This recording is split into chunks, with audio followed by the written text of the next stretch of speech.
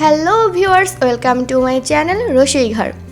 আজ আমি আপনাদের সঙ্গে শেয়ার করব নারকেল শাপলা। রেসিপিটি খুবই সহজ এবং কম উপকরণ দিয়ে তৈরি হয়, কিন্তু খেতে খুবই দুর্দান্ত। আমরা অনেকেই জানি যে শাপলা হাই ফাইবার সমৃদ্ধ খাবার, সেজন্য এটি আমাদের জন্য খুবই উপকারী। এইখানে প্রথমে আমি নিয়ে নিয়েছি একটি কড়াই এবং তাতে তেল গরম করে দিয়ে দিচ্ছি জিরা ফোড়ন। আপনারা জিরার পরিবর্তে এখানে কালো জিরাও ব্যবহার করতে পারেন। এখানে দিয়ে দিচ্ছি 2টা পরিমাণ কুচানো পেঁয়াজ এবং পরিমাণ মতো ঝাল। পেঁয়াজটাকে এবার আমি একটু নরম করে ভেজে নিব।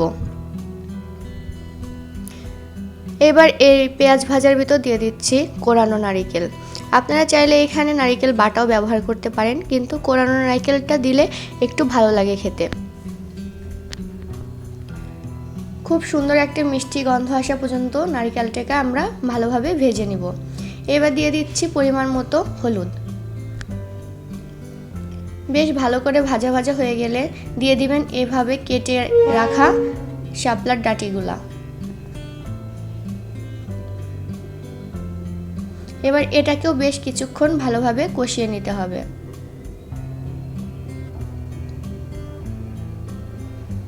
এই পর্যায়ে যখন একটু জল বের হয়ে আসবে দিয়ে দিবেন স্বাদমতো লবণ। আবার বেশ কিছুক্ষণ ভাজি ভাজি করে নেবেন। কোনো রকম ঢাকা দিয়ে রান্না করার প্রয়োজন নেই, তাহলে একদম ঘেটে যাবে। দিয়ে দিচ্ছি জিরা গুঁড়া 1 চামচ পরিমাণ।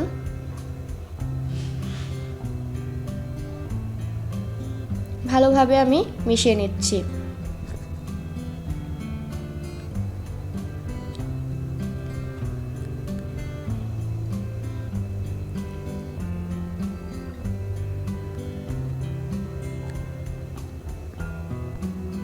দেখতেই পাচ্ছেন রান্নাটা রেডি হয়ে গেল এবং খুবই কম উপকরণ দিয়ে এই রান্নাটা করা হয়েছে। এবার আপনাদেরকে এটা আমি পরিবেশন করে দেখাচ্ছি। খুব কম টাইমে এবং খুব স্বাস্থ্যকর একটি রেসিপি। এটা আপনারা অবশ্যই বাসায় ট্রাই করতে পারেন। দেখতেই পেলেন ঘরে থাকা একদম সিম্পল কয়েকটি উপকরণ দিয়ে এই রেসিপিটি তৈরি করা হলো। আপনারা চাইলে এর মাঝে অন্য কিছু অ্যাড করতে পারেন, যেমন চিংড়ি মাছও ব্যবহার করতে পারেন। আমার ভিডিওটি আপনাদের মনোযোগ সহকারে দেখার জন্য অসংখ্য ধন্যবাদ।